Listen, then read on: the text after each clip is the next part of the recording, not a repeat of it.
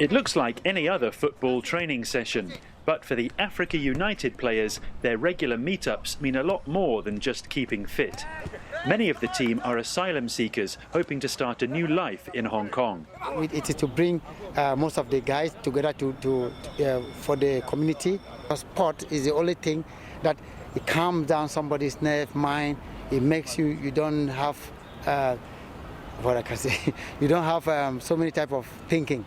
Coach Julius is from Cameroon. He's been playing professionally at Hong Kong's top clubs for 20 years. What most of the guys, they always tell me, coach, it's not easy. You know, the situation like that, I say, no, look, you have to build your mind strong. Hong Kong offers a visa on arrival to around 170 countries. That's traditionally made it a useful destination for some asylum seekers. But the territory is not part of United Nations conventions on accepting refugees. According to government data, almost 25,000 asylum cases have been processed since 2009, but only 1% have been approved. Recent changes to immigration laws are making it even harder to apply. Authorities say that's to stop people trying to enter the city illegally.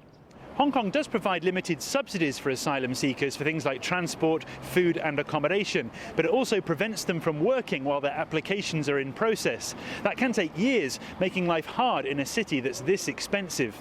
This is where one of the Africa United team lives. It's an apartment that's been split into multiple smaller units and is one of the cheapest options in Hong Kong, but still costs almost $650 a month to rent. That's more than 3 times the housing subsidy the player receives. He came to Hong Kong from West Africa 5 years ago, fleeing political insecurity. He didn't want to share his identity in case it affects his asylum case. Humans cannot live without work, and all the time we are waiting. We're not doing anything. It's a big challenge for a human being, but it's not easy to go back based on the risks we are running away from. So we accept to live with the challenge we have, because safety is the key. He says Africa United is a lifeline for him and his teammates. It's helping us to release our stress. When we meet with our friends and we know we're in the same situation, it helps us to forget it at the moment we are training. So it's very important for us to be in the team together. Fellow team member Roy Njoabe came to Hong Kong from Cameroon 15 years ago, also fleeing political concerns.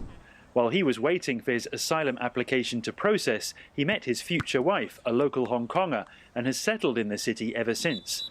He spent the past 7 years working at an NGO to help other asylum seekers, including many of the Africa United team.